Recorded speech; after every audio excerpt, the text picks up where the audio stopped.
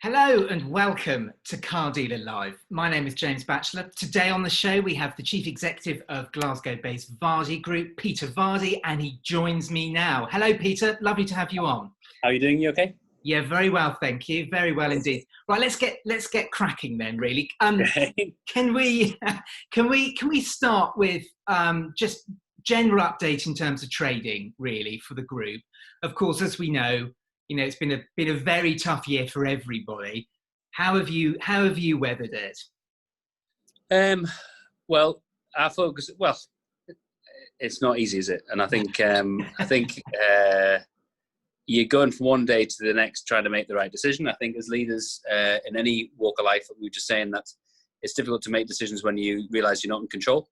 And I think that's what this has taught us, that we're not really in control. And as control freaks, that makes planning pretty difficult. So you've got that uneasy feeling about what's happening next and how you planned properly for the next phase. I think I'm definitely feeling that.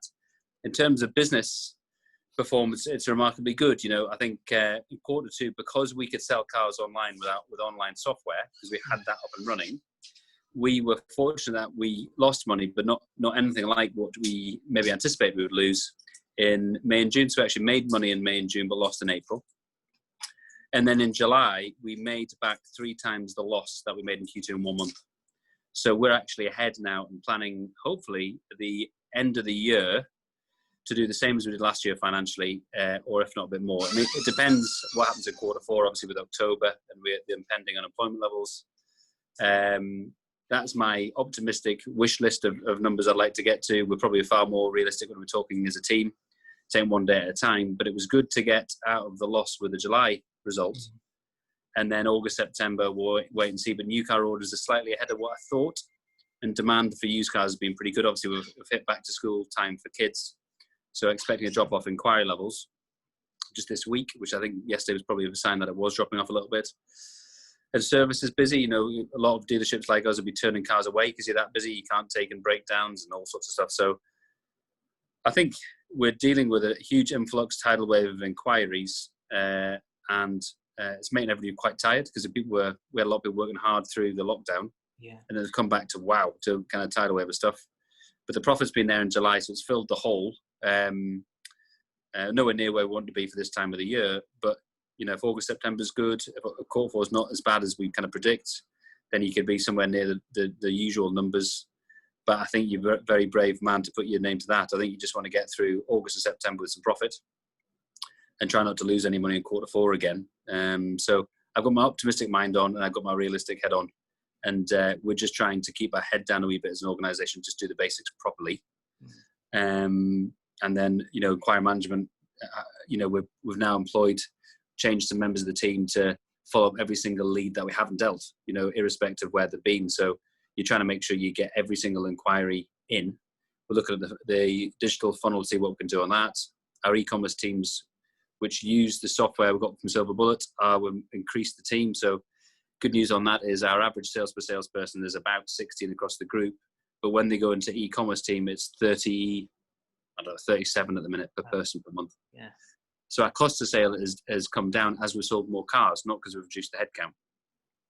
So we didn't want to let anybody go, so we haven't made any redundancies and don't plan to. Our team have been amazing about how they've checked holidays and how they've gone to a 4-day week for this, that and the other. And that's in anticipation of quarter four. If we don't need to go to a 4-day week, we won't. And that'll mean we can pay everybody exactly what we want. So the team have been amazing. Online's worked amazingly well. We've had good used car stock with good margin. New car orders are slightly ahead of where we want to be. And we just have got a massive question mark over quarter four. If you weren't worried about quarter four, you're probably in a positive position, very optimistic position about where the year end might be. Yeah. But we definitely don't need to do redundancies. I mean, that's first and foremost. I need to try and, as a family business, and for longevity of our culture, is to try and keep everybody in a job.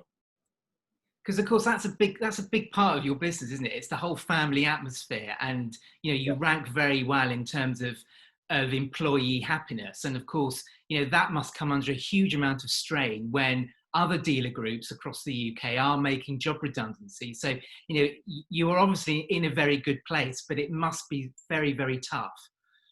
Yeah, I think I've just had a whole lot of hope numbers there, and the colleagues are all probably with me on that because that means I can look after them. But we internally as a team have had quite frank discussions about what it might be like. So we've said, look, we might not be able to give all the holidays that everyone's entitled to. Could you do us a favour and take less holidays this year? So what I've done is I've asked them to do that. The people have graciously agreed. But what we've done instead is we've closed for extra days over Christmas. So obviously, you've got Hogmanay up here in Christmas, so people close a little bit more over Christmas. What we've done is close the business even more days over Christmas and New Year. So look, we can't give you all the holidays. What we'll do is we'll give you an extended Christmas break. So where you haven't been able to travel and see family for various reasons all this year, if you give you an extra couple of days off and we just close the business around Christmas, then actually go and see all your family members and get a run of days at it rather than out for 2 and all this chat. So we've tried to give back as much as we could to the colleagues. They've all been pretty amazing around their holiday entitlement and the option that all of us are going to a 4-day week. All the senior guys are taking huge pay cuts and all these different things. We've made sure the folks that would be somewhere where anywhere near living wage are all looked after. And just try to treat everybody with quite a lot of respect. And in some instances, I hope we've got it right. In some instances, I'm sure we'll have made a mistake. But I think because we've been quite authentic with it and told them early, I hope if we've made a mistake, people have given us the benefit of the doubt and give us a chance to fix it. But actually, we are adding employees to the headcount. We're not at the minute because of the opportunities that we're seeing. You know, if you're into e-commerce at the minute and you get your head around that, then it's a really exciting place to be. You know, we sold 14% of our used cars in August were sold without anybody intervening at all in the sale. 14% is a massive number. Yeah. So that doesn't mean I don't need less sales guys. I can just get my sales guys better retention. We could just sell more cars. I mean, I've got no intention of the software replacing a sales advisor. Not if we've got good people. I'll just reallocate good people to a better return for our money, and that pays them well. So overall, our cost to sale reduction with the software, we believe, is selling more cars. Because when you sell a car online, the finance penetration is higher, and the add-on sales are higher, and there's no discounting. Yeah. So 14% of your deals on a higher finance spend with more add-ons and no discount, and where you can allocate your sales advisors to selling other things, means that you have massively won as an organization on those because you've saved time. Yeah. You can allocate your time elsewhere. So if you're into online selling, and I know we've got an investment in silver bullets, so it sounds like I'm pushing all the time, but I've been in motor trade all my life. I grew up in a forecourt, and we don't need other people coming in and taking our business. If we digitalize our businesses properly, if we make our sales, service and parts departments proper e-commerce departments, our businesses save us houses. Yeah. They're absolutely fine. And that's why, you know, we bought transporters, and we've got a team of 10 extra drivers starting to do all our internal movements of vehicles. So the e-commerce thing's a real buzz. The colleague engagement's pretty good. We're definitely looking after people's physical, mental and financial well-being. That was a goal for the families. I think manufacturers are happy with us. Yeah, we just take one day at a time. And just keep talking. We just keep talking as a team and just trying to make sure everyone's looked after. Yeah. Well, it's great to hear because, of course, there have been quite a lot of redundancies in the industry lately, and they you know, the word from those companies is that those job losses have come at the investment in e-commerce has come at the cost of physical jobs. So that's great to hear what you're saying. But that's a lot. That's a lot of crap. That's a lot of crap. Yeah. That's an excuse. That's a lot of crap. And it's an easy thing to say, isn't it? Yeah, it's a very easy. I mean, hey, look, I might be in the position where I have to make redundancies one day. I'm a business person, I know, but I'll fight tooth and nail to make sure I don't if I've got great people. Yeah. But like in any business, you got a number of people that are desperate to be on the team. You got a number of middle like always making their mind up, and at the other end, you got some terrorists. The ones to get rid of them are the terrorists because they're ruining the party for everybody. Get those guys out of your business and get the guys that are half interested, really invested, and get the guys that your superstars really well looked after to drive your business forward. All of these changes create opportunities, just depending whether you got glass half full or half empty. But the minute as a business leader is what you need to find answers. It's really easy. I remember with the last recession, I just started the company, and I thought this is great. My dad was really successful. I'm going to start a business and go bust as soon as I get to the recession. I thought that's not very good. I'm the third generation. It's probably me that cocks it up and all that kind of thing. You'll have all those stories. And the recession hit, and I was in a BMW dealership, and I remember doing some redundancies. And I thought at the time, this feels horrendous. You know, I stood in the showroom doing redundancies, and I've never forgotten it. And then I rang my mate down south who was working for like EY or something on a graduate program at the time. And I said, how are you doing, James? I'm doing great. I said, we can hardly be doing great. It's a recession. You're only just starting your job. Surely you're worried and everything. He went, well, I'm not really, because I'm on a 4-day week. I said, well, what do you mean? He said, well, I get Fridays off, so I get a decent weekend. I've kept my job, and when it gets busier, I'm going to get my work back. And I've never forgot feeling I felt really stupid that I hadn't been able to think through a solution that would have kept those people a job. I've got a brain. I've got plenty of people around me I could ask. How can I not work out to give them a 4-day week and keep them a job? So that's what we've done here. So we've got contingencies if we've got to go in another lockdown. We're in a restricted lockdown in Aberdeen, so we've had to deal with that. And then we've just said to the guys, look, we'd rather keep everybody's job. If you can do a 4-day week, if that's what Q4 means, can you be flexible with us and we'll be flexible with you? And they've got continuity of employment, got continuity of training, guys have got continuity of terms and conditions of an employer. It must be a better way of doing it. So at the minute, we are just adamant that that will make us a stronger company.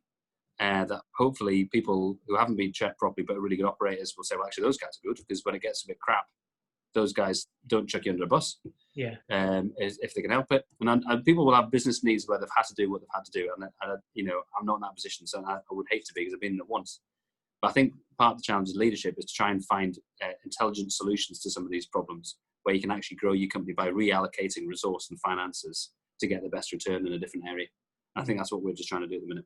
Yeah. Well, let's just carry on talking about online for a second. Now, you've got Silver Bullet, and for those who don't know, it's it's an end-to-end online retail platform, really. Yep. What is the future of car retailing, do you think? And when do you think we're going to get to the point where online sales are going to just nudge ahead of traditional retail sales? Well, I think you've seen with Kazoo that they can't make it work just doing a pure digital model delivered to the house. I mean, they're very clever folks, and they're much cleverer than me, so I'm not going to pretend that I know their model. But from our side, from the retailer side and understanding the trade, delivering cars to that expense to house with those kind of expenses, that's really expensive. Comebacks are quite expensive. If you're doing outsourcing all the fulfillment's quite expensive too, because everybody wants to make some profit in the thing. So actually, the low margin you've got starts being eaten away. So they maybe have worked out they need some showrooms as well. I don't know what that's about. But I always thought the model that, and Dad and I went to see it at the States, the model that looked as if it would work, or gut feel made you excited, was CarMax are amazing operators in the States, and supermarkets, they're brilliant operators. And Carvana have got a really cool version of eBay, because like the Kazoo guys, they've got a wee bit of spark and flair about how they might do online. If you combine the two with physical sites, and the ability to drop at people's homes or come into store, the combination of those two would suit the majority of guests, and actually might help you get your cost of sale under control, and actually might improve your cost of sale, because you've got a certain number of deals that are getting done purely online and some getting done in the store. You could actually win. So a combination between the digital and the physical is going to be great. It'd be interesting to see what the manufacturers want to do in terms of their online retailing. I think they know, and we know as retailers, they're good at making the cars, we're good at selling them. When we both swap around, we're not playing to our strengths. So you hope that they would continue to use the retailers as retailers. So yes, there'll be some online stuff done by everybody, but if you combine it with a regional operator who can do online and analog, digital and analog selling, if you like, then that regional operator who's good at his job should win. Yeah.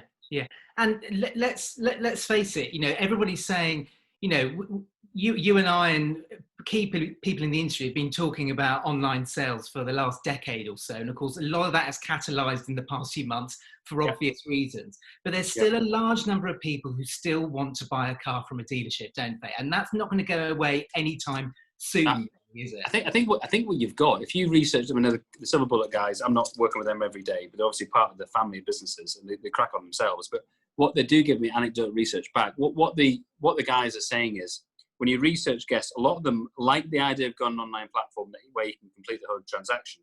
But the number of people that want to complete the whole transaction clearly has gone up through COVID. But it's still not a massive percentage that actually want to do the whole thing and deliver to the house.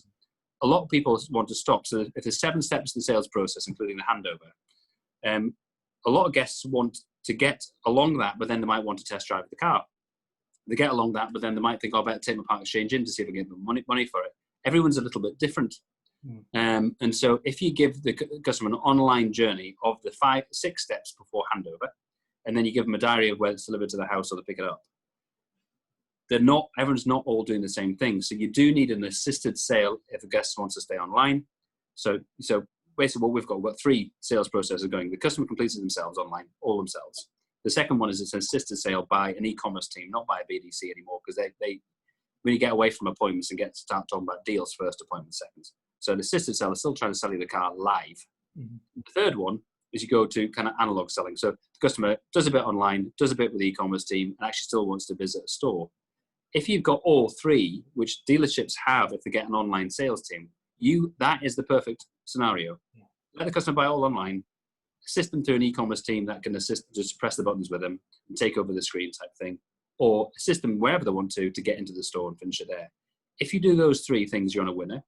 If you do have a very good retention team to maximize your database, clearly, as we all know from marketeers, that's the cheapest you're going to get. We all need to get more off our database. You get to win there as well.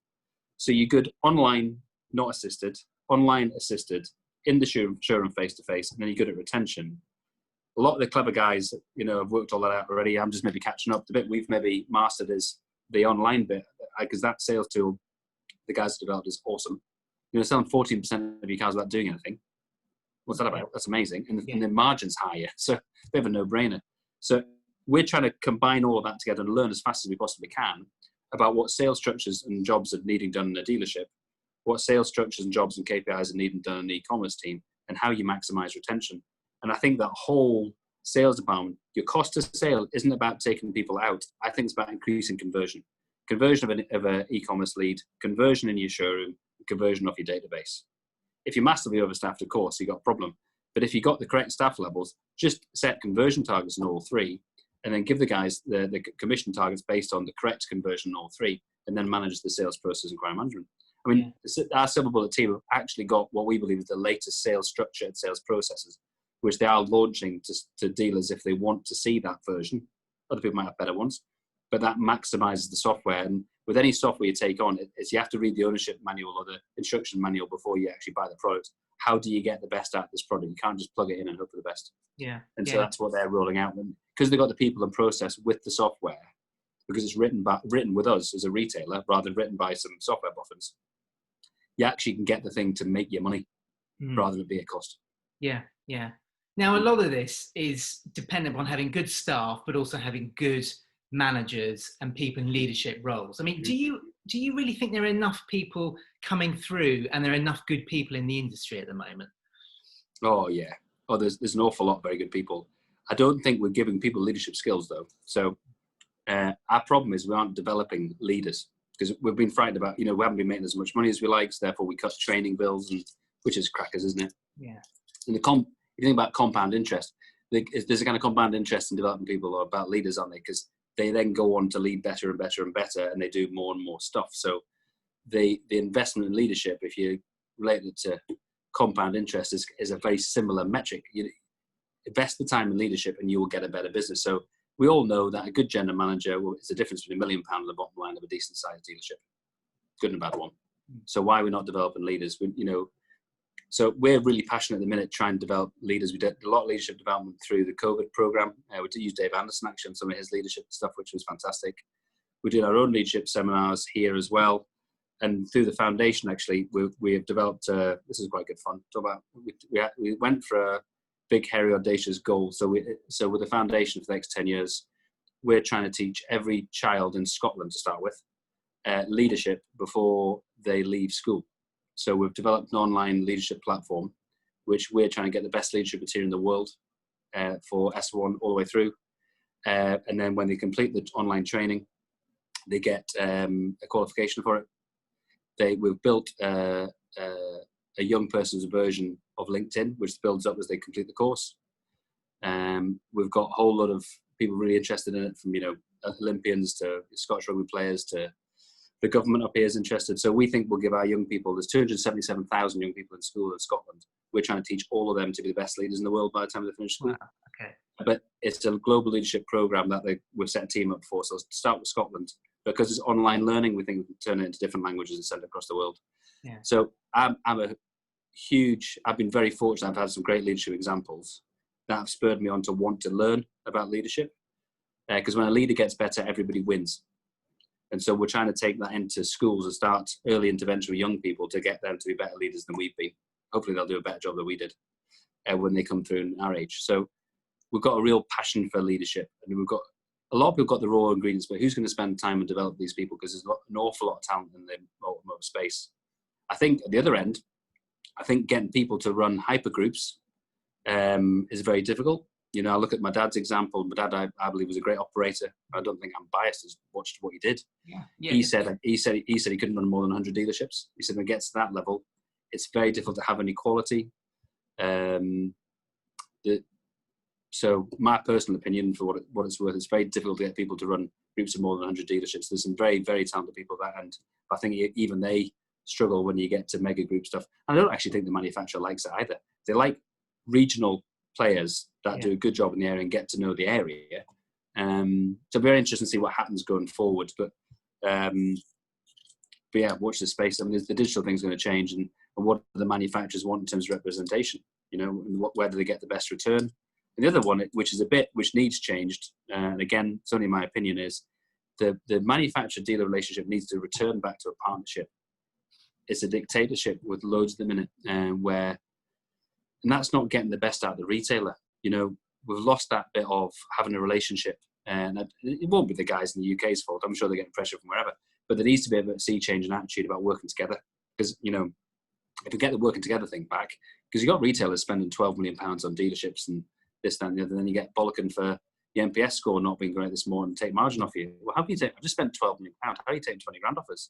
So we need to have a reality check about that working relationship and respect one another and put it back together again, where we can actually enjoy ourselves and both do a good job and not be at each other's throats, because there's something's changed in the last 10 years about that. It needs to go back to a partnership. Yeah. So it's fair to say you're not really on board with this idea that a few people have said, oh, the future's looking like there's going to be 5-6 super groups, and you know, and it's going to kill off everybody else. You're not really on board with that idea. That might happen. I think it's very difficult. All I'm saying is very difficult to run a super group, and I wouldn't want the job. It's good people, like you're saying, isn't it? It's just so hard. That's just such a hard thing. How on earth do you know everything about every?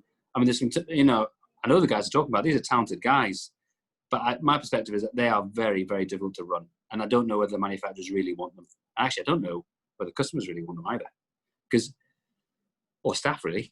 The staff not want to be part of a team where they feel they're not a number part of a team member. The guests not want to feel as if they get looked after by, you know, maybe, you know, the local champion. The manufacturers not want, you know, partnerships with people that know the areas. I don't know. It might happen, and it might be the best thing in the world, but I don't think that's the best idea.